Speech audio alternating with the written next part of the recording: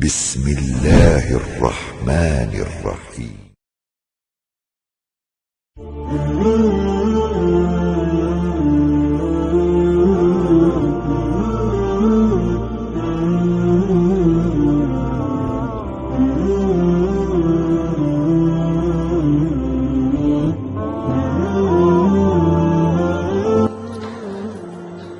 Melihat informasi akhir-akhir ini di media, entah itu media massa, media sosial atau di televisi, ada satu peristiwa yang menjadi kekhawatiran kita sebagai umat Rasulullah. Segala sesuatu yang Nabi khawatirkan sekarang sudah semakin jelas, sudah semakin nyata. Terutama hal-hal yang berkaitan dengan generasi muda, generasi penerus, generasi yang menjadi harapan semua umat manusia. Ada seorang ulama yang mengatakan, jika kamu ingin menghancurkan Islam, hancurkanlah anak mudanya. Jika kamu ingin menghancurkan anak muda orang Islam, hancurkanlah pola pikirnya. Yang disebut dalam istilah Al-Quran adalah generasi khalfun, generasi yang jahat, generasi yang jelek, generasi yang buruk.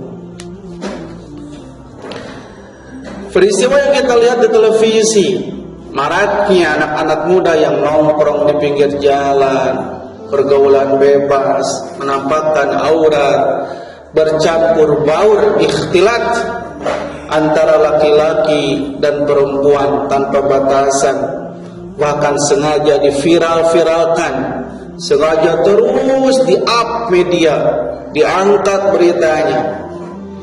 Ini tidak lain adalah satu kekhawatiran untuk kita sebagai umat Islam. Generasi yang kita harapkan justru merusak nilai-nilai kemanusiaannya. Mereka sudah tidak lagi punya malu demi hanya sekedar untuk viral, untuk followers, untuk subscriber, dan untuk hal-hal yang menurut mereka itu adalah sesuatu yang menyenangkan. Tapi di sisi lain itu menghilangkan nilai-nilai kemanusiaan. Ada dua alasan yang saya khawatirkan dilihat dari tafsir Al-Quran terkait surah Maryam ayat 59. Allah berfirman, "Fa khalafa min ba'dihim khalfun adaa'us shalah wattaba'us syahawat." Maka akan datang setelah mereka generasi yang jahat, generasi yang buruk, generasi yang sangat rusak. Rusak moralnya, rusak akidahnya, rusak akhlaknya. Mereka memperturutkan hawa nafsunya yang jelek, memperturutkan nafsu-nafsu jahatnya, Pak. Kata Imam Mujahid, cirinya itu adalah la yakhafunallaha fis sama'. Mereka tidak takut kepada Allah di langit, wala yastahyuna minan nasi fil ard. Mereka tidak malu kepada manusia di muka bumi. Tesieun ku Allah, teu era ku jelema.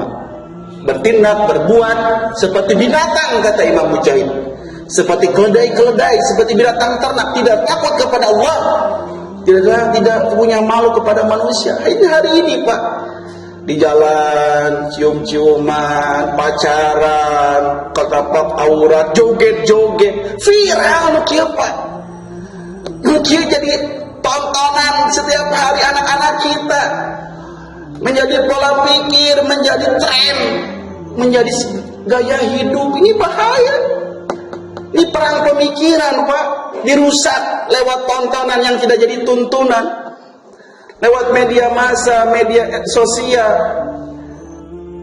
Kalau orang tua tidak bisa memproteknya dengan baik, pergaulannya, tontonannya, hati-hati.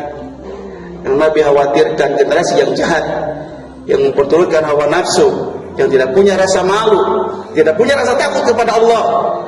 Mana inilah hal yang Nabi sangat khawatirkan kepada umatnya. Makanya kata Nabi, Rasul hikmah makhafatullah, puncaknya ilmu sudah melekat dalam jiwanya adalah ketika mereka sudah punya rasa takut kepada Allah.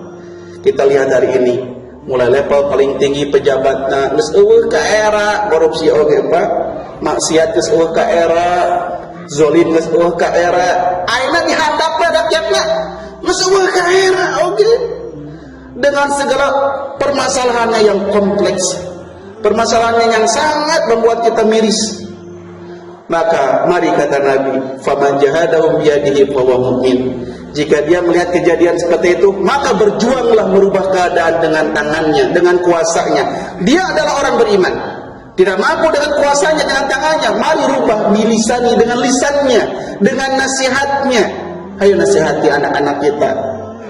Kalau tak mampu dengan lisan, biqalbihi, berjuanglah merubah keadaan dengan hatinya, dengan doa-doanya. Maka dia adalah orang beriman. Tapi kalau kita diam saja, kata Nabi, melihat keadaan semakin rusak seperti kita diam, kita memikirkan diri kita sendiri, dia tidak punya keimanan sedikit pun. Teboga iman saremeh-remeh aja. Namun orang sibuk urus pribadi hukum. Karena kita terikat oleh kata-kata tawassul bil haq wa tawassul bis sabr, saling menasihati dalam kebaikan dan kebenaran dan kesabaran. Amar ma'ruf nahi munkar, mengajak kepada kebaikan, mencegah kepada kemunkaran.